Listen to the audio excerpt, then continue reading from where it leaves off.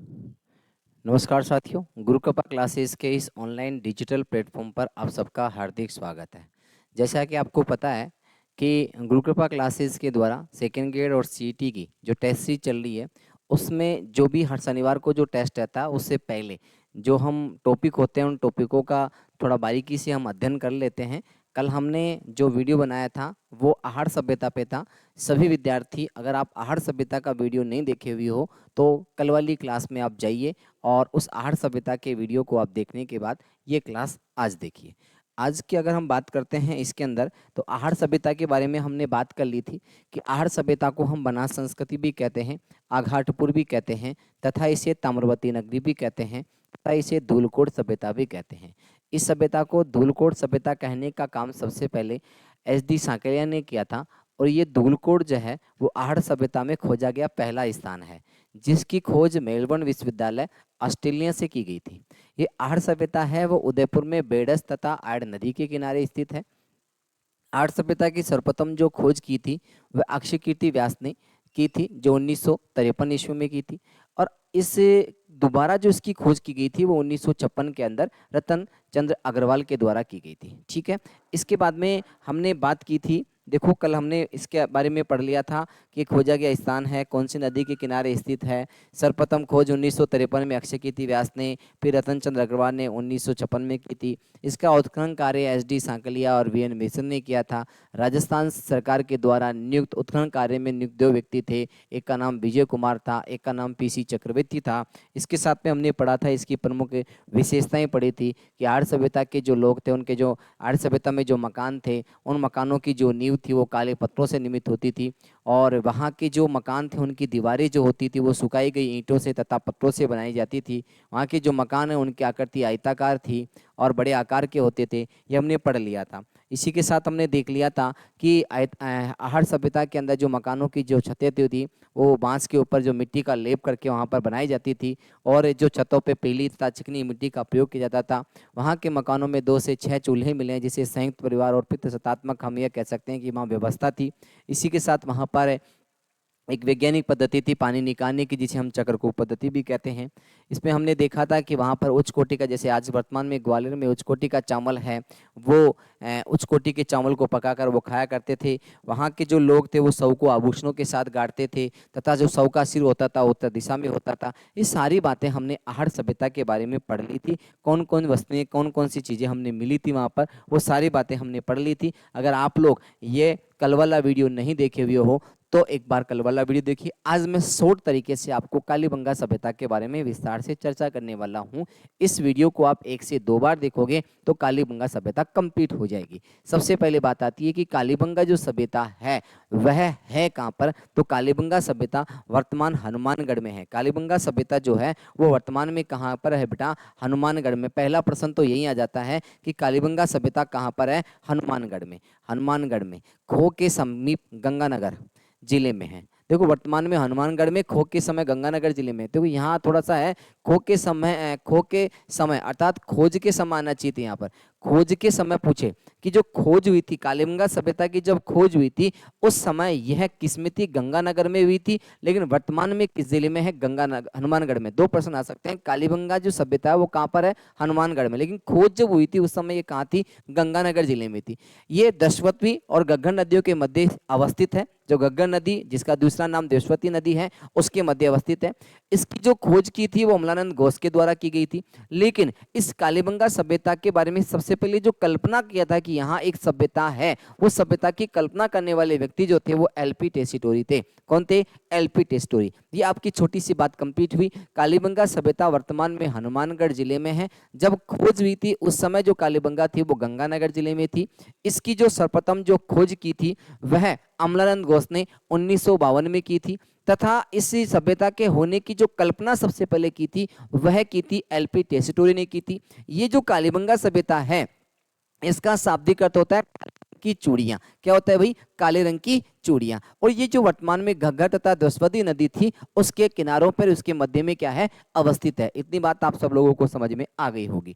आगे हम बात करते हैं कि कालीबंगा जो संग्रहालय है उसकी जो स्थापना हुई थी वो 1985 और 86 में हुई थी। क्वेश्चन आ सकता है कालीबंगा संग्रहालय की जो स्थापना है वो कब हुई थी, 1985 और 86 में हुई थी। इसके बाद में बात आती है कि कालीबंगा का जो उत्खनन कार्य है वो 1961 से लेकर 1959 के मध्य किया गया था, जिसमें एक तो बीबी लाल थे, ठीक है, एक बीके थापर थे, एक एमडी खर्रे थे, एमडी खर्रे थे, ठीक है, और जगपति जोशी, इन्होंने क्या किया था, इसकी खोज की थी।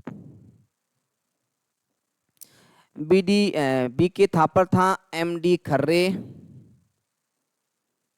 और जगपति जोशी, ये सब लोग थे किसमें, इस कालीबंगा सभ्यता के उत्खनन कार्य के अंदर। स्वतंत्रता के बाद खोजा गया जो कालीबंगा स्थल है वो दूसरा स्थल है, पहली जो स्थल है वो राखीगढ़ी है। पहला स्थल कौन सा है, राखीगढ़ी है। उसके बाद में हम बात करते हैं कि कालीबंगा की जो खुदाई है वो 5 स्तरों से की गई थी, इसकी सूचना प्राप्त होती है।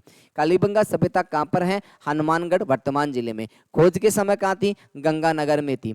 ये जो कालीबंगा सभ्यता है इसका शाब्दिक अर्थ क्या होता है, काले रंग की चूड़ियां। ये किन नदियों के मध्य अवस्थित है, घग्गर तथा द्रस्वती नदियों के मध्य स्थित है।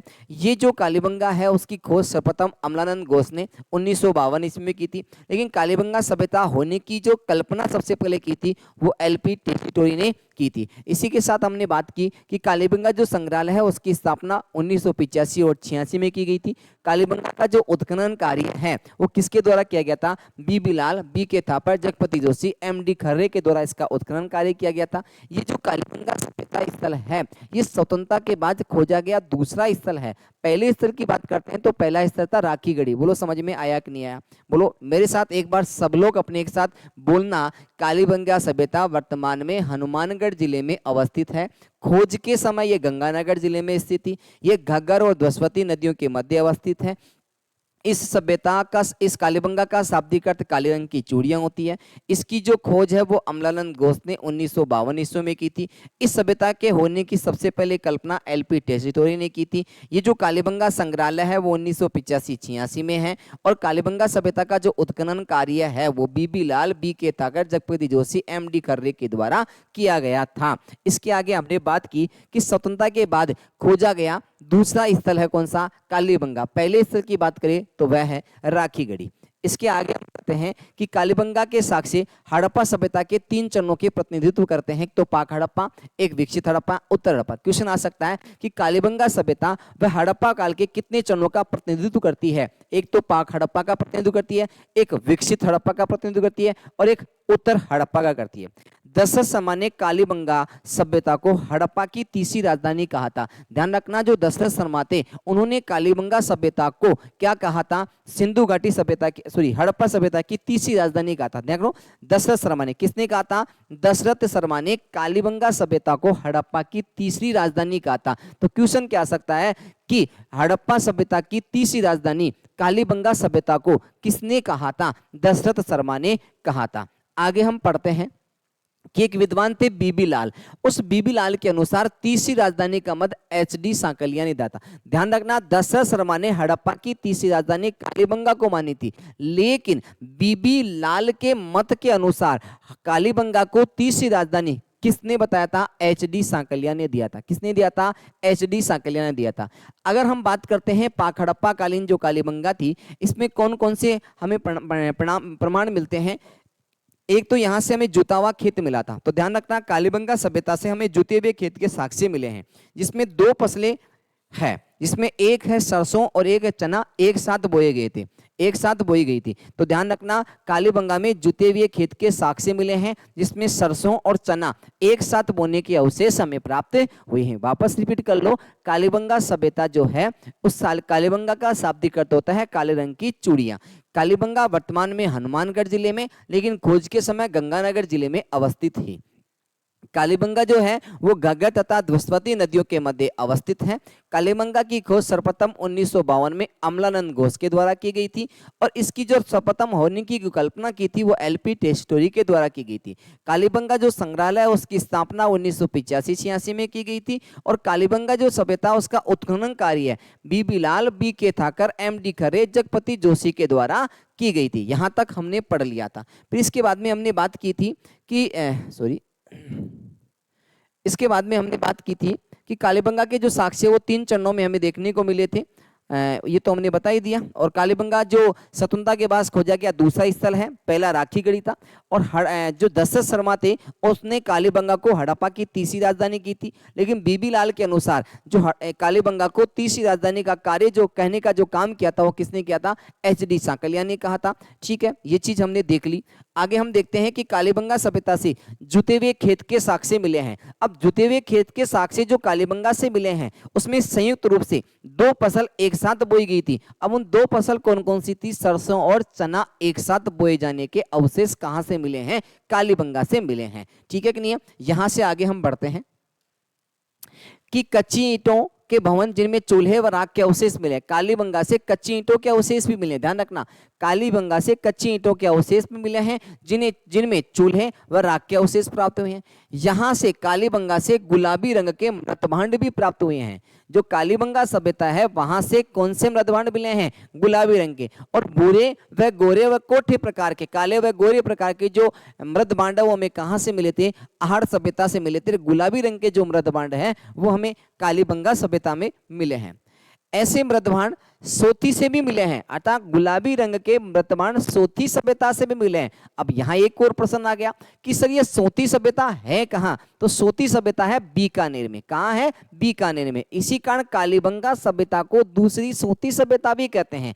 कालीबंगा सभ्यता को दूसरी सोती सभ्यता भी कहते हैं। क्यों कहते हैं? क्योंकि जो गुलाबी रंग के मृतभांड है वो हमें कहां से मिले हैं? कालीबंगा से। और यही जो गुलाबी रंग के मृतभांड है वो सोती सभ्यता से भी प्राप्त हैं। सोती सभ्यता सर कहां पर है? बीकानेर में। सोती सभ्यता कहां पर है बेटा? बीकानेर में है, बीकानेर में। और कालीबंगा को द्वितीय सोती भी कहा जाता है। इससे आगे बढ़ते हैं अन्य साक्ष्य। ध्यान रखना, कालीबंगा से त्रिभुजाकार केक की आकृति मिली। आज आप लोग जो बर्थडे सेलिब्रेट करते हो ना उसमें जो केक लाते हो तो ध्यान रखना उस समय कालीबंगा सभ्यता के समय भी त्रिभुजाकार केक की आकृति हमें देखने को वहां पर मिली है। शंख की चूड़ियां भी हमें वहां से मिली है। बैलगाड़ी की खंडित पहिए, बैलगाड़ी के खंडित पहिए भी वहां से मिले हैं। तांबे का प्रसु अर्थात परसा जो होता है वो भी हमें कालीबंगा से मिला है। मिट्टी की गेंद जो है वो भी हमें कालीबंगा सभ्यता में मिली है। तोलने के पत्थर के जो बांट है, तोलने के पत्थर के जो बांट है वो भी हमें कहां से मिले हैं? कालीबंगा से मिले हैं। हड्डियों की बनी सलाइयां भी हमें कहां से मिली हैं? कालीबंगा से। देखो कालीबंगा से क्या मिले हैं, ध्यान रखना, एक तो जुते हुए खेत के साक्ष्य मिले हैं। कालीबंगा से क्या मिले हैं बेटा? जुते हुए खेत के साक्ष्य मिले हैं। पहली बात तो यह आ गया। इसमें 2 प्रकार की फसलों को एक साथ अवशेष है जिसमें सरसों और चना का अवशेष। कच्ची ईंटों के भवन मिले हैं जिनमें चूल्हे व राख के अवशेष प्राप्त हुए। गुलाबी रंग के मृतभांड मिले हैं और यही गुलाबी रंग के जो मृतभांड है वो हमें कहां से मिले हैं? सोती सभ्यता बीकानेर से भी मिले हैं। इस कारण कालीबंगा सभ्यता को दूसरी सोती सभ्यता भी कहते हैं। इसके साथ में हमने पढ़ा कि जो त्रिभुजाकार केक की आकृति, त्रिभुजाकार आकृति का केक, ये आना चाहिए था त्रिभुजाकार आकृति का केक। ये लिखे में थोड़ा सा गलत लिखा हुआ है। त्रिभुजाकार आकृति का जो केक है वो हमें कहां से मिला है? कालीबंगा सभ्यता से। त्रिभुजाकार आकृति का जो केक है वो हमें कहां से मिला? ये लिखने में थोड़ा सा गलत हो गया, ध्यान रखना। त्रिभुजाकार आकृति का केक हमें कहां से मिला है? कालीबंगा से। शंख की चूड़ियां भी हमें कालीबंगा से मिली है। बैलगाड़ी की खंडित पहिए, बैलगाड़ी के खंडित पहिए, बैलगाड़ी के खंडित जो पहिए हैं ये भी हमें कहां से मिले हैं? कालीबंगा से मिले हैं। तांबे का प्रसु अर्थात प्रसा हमें कहां से मिला है? कालीबंगा सभ्यता से मिला है। मिट्टी की गेंद भी हमें कालीबंगा सभ्यता से मिलनी है। तोलने के पत्थर के बांट भी हमें कहां से मिले हैं? कालीबंगा से मिले हैं। हड्डियों से बनी सलाइयां भी हमें कहां से मिली है? कालीबंगा से। अतः आप एक साथ रिपीट कर सकते हो, ध्यान देना, मैं आपको फिर बता रहा हूं। कालीबंगा से जुते हुए खेत के साक्ष्य मिले हैं जिसमें सरसों व चने के अवशेष एक साथ बोए गए थे। फिर बात आती है कि इस कालीबंगा से त्रिभुजाकार आकृति का केक भी मिला है, तांबे का प्रसा भी मिला है, शंख की चूड़ियां भी मिली है, बैलगाड़ी के खंडित पहिए भी वहां पर मिले हैं और मिट्टी की गेंद वहां से मिली है। तोलने के पत्थर के बांट की हमसे मिले हैं, हड्डियों से बनी सलाइयां भी हमें कालीबंगा सभ्यता से मिली है। एक बार नोट कर लेना, क्योंकि ये सारी बातें मैंने आपको क्लास में भी बता दिया था। विकसित हड़प्पा, कालीबंगा दो भागों में विभाजित है। कालीबंगा कितने भागों में विभाजित है? दो भागों में विभाजित है। जो अलग अलग क्या है? दुर्गीता है। ध्यान रखना, कालीबंगा दो भागों में विभाजित है, जो दोनों से अलग अलग दुर्गीकत है। पश्चिमी बस्ती जो होती है उसमें छोटा व ऊंचा क्षेत्र होता है, जिसमें अन्नागार, स्नानागार, अभिजात वर्ग होता है। ध्यान रखना, कालीबंगा एक पश्चिमी भाग होता है और एक पूर्वी भाग होता है। पश्चिमी भाग में क्या होता है? अन्नागार है, स्नानागार है और अभिजात वर्ग है, और उच्च वर्ग के लोग भी यहाँ पर रहते हैं। पूर्वी जो भाग है वो बड़ा व नीचा क्षेत्र होता है। यहाँ के लोग कृषि व पशुपालन करते थे, और सामान्य जनता का जो निवास होता था कालीबंगा के अंदर, वो कौन से क्षेत्र में रहता था? पूर्वी क्षेत्र में होता था। और जल निकासी की प्रणाली के साक्ष्यों का अभाव है, कि जल निकालने की जो प्रणाली थी उन ऐसे साक्ष्यों का अभाव है, कालीबंगा में देखने को नहीं मिला है, बल्कि आहड़ में देखने को मिला है, चक्रकूप पद्धति, वैज्ञानिक पद्धति। यहाँ से लकड़ी की नालियां भी मिली है। तो ध्यान रखना, लकड़ी की नालियां कहां से मिली है? कालीबंगा से मिली है। ध्यान रखना, शंख के पहिए भी मिले हैं। ध्यान रखना, कहां से मिले हैं? कालीबंगा से मिले हैं। ठीक है। भूकंप के प्राचीनतम साक्ष्य भी कहां से मिले हैं? कालीबंगा से मिले हैं। यहां से 7 अग्नि वेदिकाएं मिली है, जो बलि प्रथा का साक्ष्य भी प्राप्त होते हैं। तो 7 अग्नि वेदिकाएं कहां से मिली है? कालीबंगा से मिले हैं। बलि प्रथा के साक्ष्य भी हमें कहां से मिले हैं? कालीबंगा से मिले हैं। ये सारी बातें आपको देखना है, देख देख के आप लोग उतार भी सकते हो इन लोगों को, अगर नहीं याद है तो ध्यान रखना। यहाँ एक तो कालीबंगा से जुते हुए खेत के साक्ष्य मिले हैं, जिसमें गेहूं और सरसों को एक साथ बोया गया है। कालीबंगा से त्रिभुजाकार आकृति का केक भी मिला है, शंख की चूड़ियां भी मिली है, बैलगाड़ी के खंडित पहिए भी मिले हैं, तांबे का प्रसू भी मिला है, मिट्टी की गेंद भी मिली है, तोड़ने के पत्थर के बांट भी मिले हैं, हड्डियों की बनी सरायां भी मिली है। और जो कालीबंगा सभ्यता है वो अलग अलग दो भागों में दुर्गीकृत है, एक पश्चिमी भाग और एक पूर्वी भाग। जो पश्चिमी भाग है उसमें उच्च लोग रहते थे, वहां स्नानागार था, वहां अन्नागार था। पूर्वी भाग थे वो कृषि और पशुपालन किया जाता था। निम्न वर्ग की जो जनता थी वो पूर्वी भाग में रहा करती थी। इसी के साथ मैंने आपको कहा कि हमें कालीबंगा से लकड़ी की नालियां भी प्राप्त हुई है, भूकंप के प्राचीनतम साक्ष्य भी मिले हैं, 7 अग्नि वेदिकाएं कालीबंगा से मिली है, और बलि प्रथा के साक्ष्य भी हमें कहां से मिले हैं? कालीबंगा सभ्यता से मिले हैं। घरों से कुएं के साक्ष्य मिले। ध्यान रखना, कालीबंगा सभ्यता के जो घर हैं वहां से कुओं के साक्ष्य मिले हैं। कालीबंगा सभ्यता के जो स्थल है वहां से हमें कुओं के साक्ष्य मिले हैं। बेलनाकार मोहरे भी प्राप्त हुई है। ध्यान रखना, बेलनाकार मोहरे हमें कहां से प्राप्त हुई है? कालीबंगा सभ्यता से प्राप्त हुई है। और कालीबंगा सभ्यता के घरों के अंदर कुओं के साक्ष्य भी मिले हैं। क्या मिले हैं? कुओं के साक्ष्य भी मिले हैं। कुबरदार वर्षभ, जिसका सिर व धड़ अलग किया गया, और कुबरदार वर्षवता बेल मिला है। कुबरदार जो बेल है वो भी हमें कालीबंगा सभ्यता से मिला है, लेकिन उसमें सिर व धड़ को अलग किया गया। स्वास्तिक का चिन्ह भी हमें कालीबंगा सभ्यता से मिला है। अलंकृत ईंटों से बनी छत भी हमें कालीबंगा से मिली है। स्वास्तिक जो आता है ना, स्वास्तिक का चिन्ह आता है, वो स्वास्तिक का चिन्ह भी हमें कहां से मिला है? कालीबंगा से मिला है। इसी के साथ ईंटों से बनी हुई, अलंकृत ईंटों से बनी हुई छत भी हमें कहां से प्राप्त हुई है? कालीबंगा से प्राप्त हुई है। और कालीबंगा में 3 प्रकार के समाधान के अवशेष भी मिले हैं, जिसमें आंशिक, पूर्ण और दाहक्रम, अर्थात पूर्ण, आंशिक और दाहक्रम, ये हमें कहां से मिले हैं? कालीबंगा से। तो ध्यान रखना, 3 प्रकार के समाधान के साक्ष्य हमें कहां से मिले हैं? कालीबंगा सभ्यता से मिले हैं। इसके बाद में जो कालीबंगा सभ्यता से जो कब्र होती थी, उस कब्र के अंदर 6 छेद वाली खोपड़ी भी प्राप्त हुई है। कितने छेद वाली?